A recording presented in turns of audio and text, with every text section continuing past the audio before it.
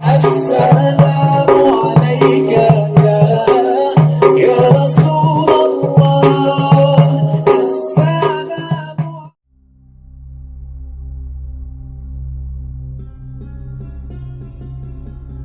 مجھے ہندوستان کہتے ہیں، جب بے دین حکمران میرے اندر رہتے ہوئے اسلام کے خلاف سازشیں کر رہے تھے تو اللہ نے اسلام کی سربلندی کے لیے رسول اللہ صلی اللہ علیہ وآلہ وسلم کے ایک غلام کو میری چھاتی پر کھڑا کیا، جسے دنیا مجدد الف ثانی رحمۃ اللہ علیہ کے نام سے جانتی ہے۔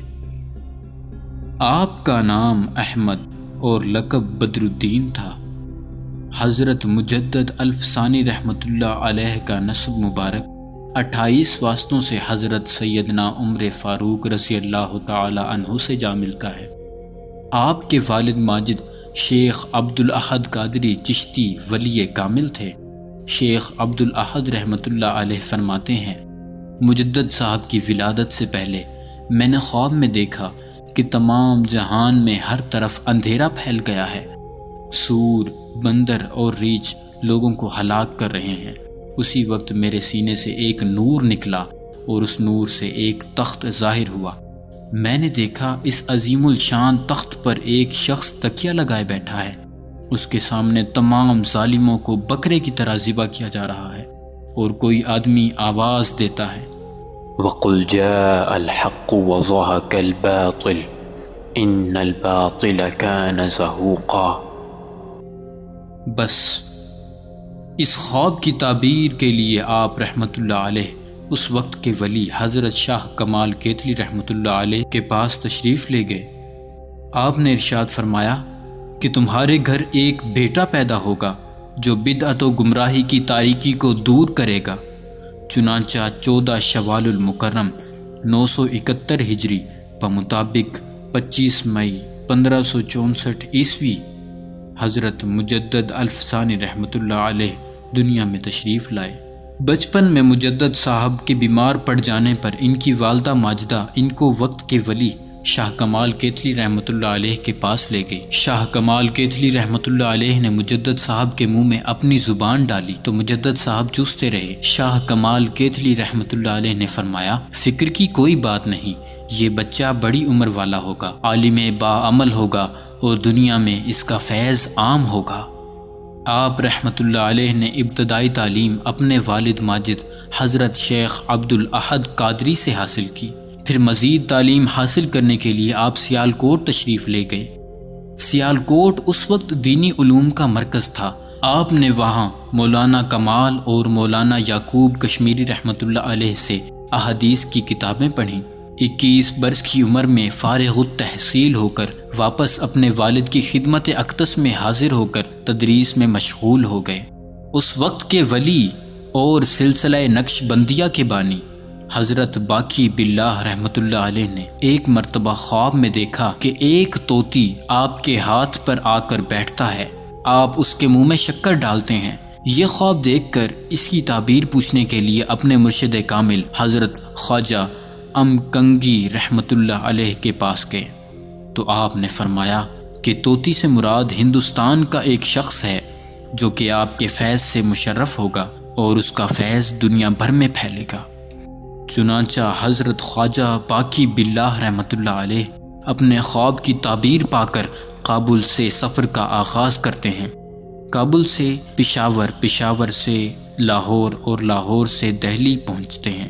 کئی پیر ایسے ہوتے ہیں کہ ان کو مرید تلاش کرتے ہیں، لیکن کئی مرید ایسے ہوتے ہیں کہ ان کو پیر تلاش کرتے ہیں۔ چنانچہ پیر صاحب اپنے مرید کی تلاش میں دہلی پہنچے اور دہلی میں ہی ٹھہر گئے۔ تھوڑے ہی عرصے میں آپ کی شہرت ہر طرف پھیلنے لگی۔ حضرت مجدد الف ثانی رحمۃ اللہ علیہ کو حج کا بہت شوق تھا، مگر آپ کے والد صاحب ضعیف تھے۔ آپ رحمۃ اللہ علیہ ان کی خدمت میں مصروف رہتے۔ کچھ عرصے بعد آپ کے والد شیخ عبد الاحد کا وصال ہو گیا تو حضرت مجدد الف ثانی رحمۃ اللہ علیہ نے حج کے لیے سفر شروع کیا۔ جب آپ رحمۃ اللہ علیہ دہلی پہنچے تو وہاں اپنے ایک دوست مولانا حسن کاشمیری رحمۃ اللہ علیہ سے ملاقات کی۔ انہوں نے حضرت باقی باللہ رحمۃ اللہ علیہ کی بہت تعریف کی اور زیارت کی ترغیب دی۔ جب حضرت مجدد الفسانی رحمۃ اللہ علیہ حضرت باقی باللہ رحمۃ اللہ علیہ کی زیارت کے لیے گئے تو حضرت باقی باللہ رحمۃ اللہ علیہ نے پہلی نظر میں ہی آپ کو پہچان لیا اور پکار اٹھے، یہی وہ شخص ہے جس کے لیے میں کابل سے یہاں آیا ہوں۔ مجدد صاحب نے خواجہ باقی باللہ رحمۃ اللہ علیہ کی بیعت کا شرف حاصل کیا۔ خواجہ صاحب نے مجدد صاحب پر بہت شفقت کی اور فرمایا کچھ عرصہ میرے پاس رہو۔ چنانچہ حضرت مجدد الفسانی رحمۃ اللہ علیہ ایک ہفتہ اپنے پیر صاحب کی خدمت میں رہے، ترقی اور عروج کے مقامات حاصل کرتے رہے۔ حضرت باقی باللہ رحمۃ اللہ علیہ کو اپنے مرید پر بڑا ناز تھا۔ ایک دوست کو خط میں اس طرح اظہار فرماتے ہیں، شیخ احمد سرہند کے رہنے والے ہیں، وہ کثیر العلم اور قوی العلم ہیں۔ فقیر نے چند روز ان کے ساتھ مجلس کی ہے، اس دوران میں ان سے بہت سے عجائبات دیکھنے کو ملے ہیں۔ ایسا معلوم ہوتا ہے کہ وہ چراغ کی طرح روشن ہوں گے جن سے کئی جہان روشن ہوں گے۔ حضرت مجدد الفسانی رحمۃ اللہ علیہ اپنے پیر کی صحبت سے مستفید ہونے کے بعد سرہند شریف جا کر تبلیغ دین میں مصروف ہو گئے۔ حکومت کے بڑے بڑے عمال اور حکام آپ کے مرید ہو گئے۔ آپ نے اپنے خلفاء کو تبلیغ دین کے لیے دنیا کے بڑے بڑے ملکوں اور شہروں میں بھیجا اور خطوط کے ذریعے بھی اسلام کی اشاعت و سربلندی کی کوشش کرتے رہے۔ ایک طرف حضرت مجدد الفسانی رحمۃ اللہ علیہ اسلام کی روشنی پھیلا رہے تھے تو دوسری طرف وقت کا مشہور بادشاہ جلال الدین اکبر اسلام کے خلاف اقدامات کر رہا تھا۔ اکبر کی کابینہ ہندوؤں پر مشتمل تھی اور راجہ مان سنگھ فوجوں کا کمانڈر ان چیف تھا۔ اکبر خود بھی جاہل تھا اور جاہل ملا بھی اس کو گمراہ کر رہے تھے۔ جاہل ملاؤں اور دوسرے وزیروں مشیروں نے اکبر کو غلط راستے پر ڈال دیا اور مشورہ دیا کہ اسلام کو 1000 سال گزر چکا ہے، یہ پرانا ہو گیا ہے، اب ایک نئے دین کی ضرورت ہے۔ چنانچہ نیا دین تیار کیا گیا اور اس کا نام رکھا گیا دین الہی۔ حقیقت میں یہ دین اکبری تھا، اکثریت چونکہ ہندوؤں کی تھی، اس میں ہندوؤں کو خوش رکھا گیا تاکہ شاہی حکومت مضبوط ہو۔ گائے کی تعظیم کی جاتی رہی اور گائے کی قربانی حرام قرار دے دی گئی۔ بادشاہ کے لیے سجدہ تعظیم روا رکھا گیا۔ سود، جوئے اور شراب کو حلال قرار دے دیا گیا۔ ہندو مسلمانوں سے شادی کریں جبکہ مسلمان سکھوں سے شادی کریں، یہ اسلام کے خلاف ایک بہت بڑی سازش تھی۔ ہندوستان کی تاریخ میں اسلام کے ساتھ یہ مذاق کرنے والا کوئی ہندو، سکھ یا عیسائی نہیں تھا، بلکہ ایک نام نہاد مسلمان تھا۔ ہر طرف دین اکبری کی اشاعت ہو رہی تھی۔ اسلام اور قرآن کا مذاق اڑایا جا رہا تھا کہ انہی دنوں میں اکبر مر گیا اور اس کا بیٹا جہانگیر تخت نشین ہو گیا۔ جہانگیر بھی اپنے باپ کے نقش قدم پر چلا، اس نے بھی اسلام کے خلاف سازشیں جاری رکھیں۔ حضرت مجدد الفسانی رحمۃ اللہ علیہ اسلام کے خلاف سازشیں برداشت نہ کر سکے اور پوری قوت کے ساتھ دین اکبری کا رد کیا اور فتویٰ جاری کیا کہ سجدہ تعظیم حرام ہے۔ مسلمانوں کا سر اللہ تعالیٰ کی بارگاہ میں جھکتا ہے، کسی اور کے آگے نہیں جھکتا۔ جب آپ رحمۃ اللہ علیہ کے فتوے کا پتہ چلا تو حکومت کے ایوانوں میں زلزلہ آ گیا۔ جہانگیر بادشاہ اسلام کی عظمتوں سے ناواقف تھا، اس نے بھی کہا دین اکبری ہی چلے گا۔ وزیروں اور مشیروں نے مجدد صاحب کے خلاف جہانگیر کے کان بھرنے شروع کر دیے کہ مجدد صاحب دین اکبری کے خلاف ہیں، اپنی فوج بنا رہے ہیں اور سجدہ تعظیم کے بھی خلاف ہیں، وہ کبھی بھی آپ کو سجدہ تعظیم نہیں کریں گے۔ جہانگیر نے حکم دیا کہ میرے تخت کے عین سامنے ایک کھڑکی تعمیر کی جائے تاکہ جو بھی کھڑکی سے داخل ہو اپنے سر کو جھکا کر داخل ہو۔ چنانچہ تخت کے عین سامنے ایک کھڑکی تعمیر کی گئی۔ مجدد صاحب نے جب کھڑکی کو دیکھا تو جان گئے کہ یہ میرا امتحان ہے۔ کھڑکی میں پہلے سر داخل کرنے کی بجائے آپ نے اپنے پاؤں داخل کیے تو جہانگیر غصے میں آ گیا اور حضرت کو قید کرنے کا حکم دے دیا۔ علامہ اقبال رحمۃ اللہ علیہ فرماتے ہیں، گردن نہ جھکی جس کی جہانگیر کے آگے، جس کے نفس گرم سے ہے گرمائی احرار، وہ ہند میں سرمایہ ملت کا نگہبان، اللہ نے بر وقت کیا جس کو خبردار۔ حضرت کو اس قلعے میں قید کیا گیا جو باغیوں کے لیے تھا۔ سنت یوسفی پر عمل کرتے ہوئے قید خانے میں گئے اور فرمایا اگر شہر میں تبلیغ کر سکتا ہوں تو قید میں بھی کر سکتا ہوں۔ جب نماز کا وقت ہوا تو آپ نے اذان پڑھنا شروع کر دی۔ قیدی دیکھ کر کہنے لگے یار بڑے بڑے قیدی دیکھے ہیں لیکن ایسا قیدی آج تک نہیں دیکھا۔ حضرت مجدد الف ثانی رحمۃ اللہ علیہ کی صحبت پا کر ہزاروں قیدی نہ صرف مسلمان ہو گئے بلکہ نمازی، تہجد گزار اور ولی اللہ بن گئے اور آپ کی مریدی میں آ گئے۔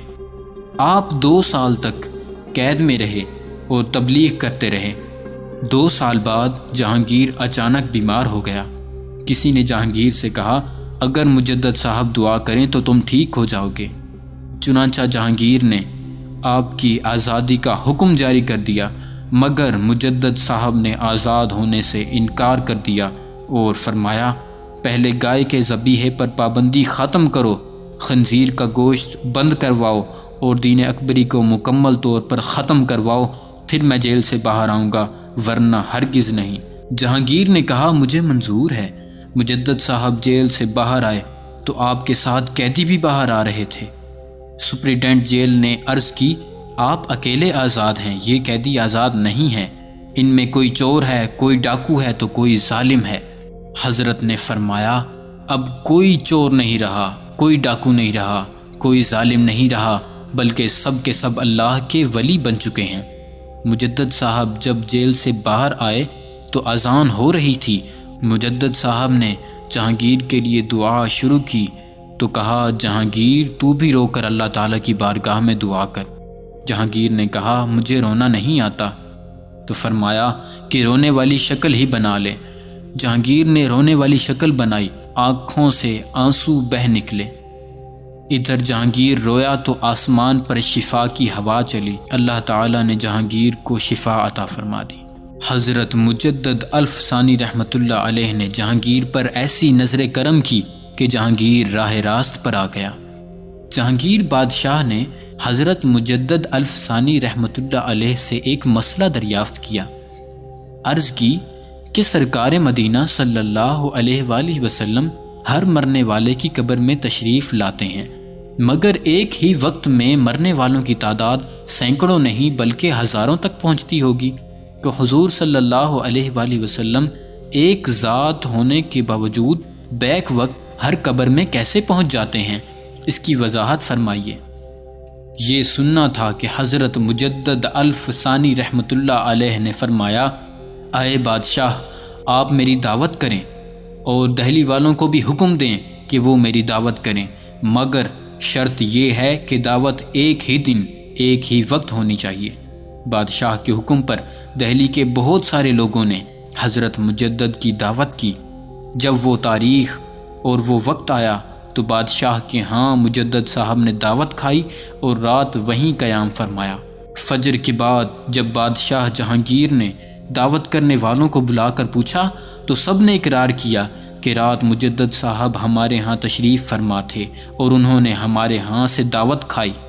یہ ماجرا دیکھ کر بادشاہ حیران ہو گیا۔ حضرت مجدد الف ثانی رحمۃ اللہ علیہ نے بادشاہ کو فرمایا میں تو حضور صلی اللہ علیہ وآلہ وسلم کا ادنا سا غلام ہوں، ہر گھر میں بیک وقت پہنچ سکتا ہوں، تو اللہ تعالیٰ کے حبیب صلی اللہ علیہ وآلہ وسلم ہر قبر میں کیوں نہیں پہنچ سکتے؟ یہ مجدد صاحب کا فیض تھا کہ جہانگیر کا بیٹا شاہ جہاں تہجد گزار بن گیا اور جہانگیر کا پوتا اورنگزیب عالمگیر اپنے ہاتھ سے قرآن کریم لکھ کر اسلام کی خدمت کرتا رہا۔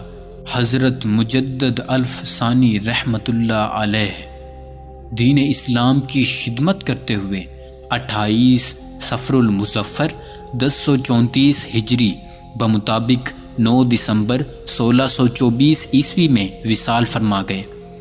آپ کا مزار شریف ہندوستان میں سرہند شریف میں ہے، آج بھی شایان شان طریقے سے وہاں عرس ہوتا ہے اور انشاءاللہ تا قیامت ہوتا رہے گا۔ قبر انور پر انوار و تجلیات کی بارش ہوتی ہے اور ہر وقت قرآن پاک کی تلاوت ہو رہی ہے۔ علامہ محمد اقبال رحمۃ اللہ علیہ جب مجدد صاحب کے مزار پر حاضر ہوتے تو فرماتے، حاضر ہوا میں شیخ مجدد کی لحد پر، وہ خاک کے ہے زیر فلک مطلع انوار۔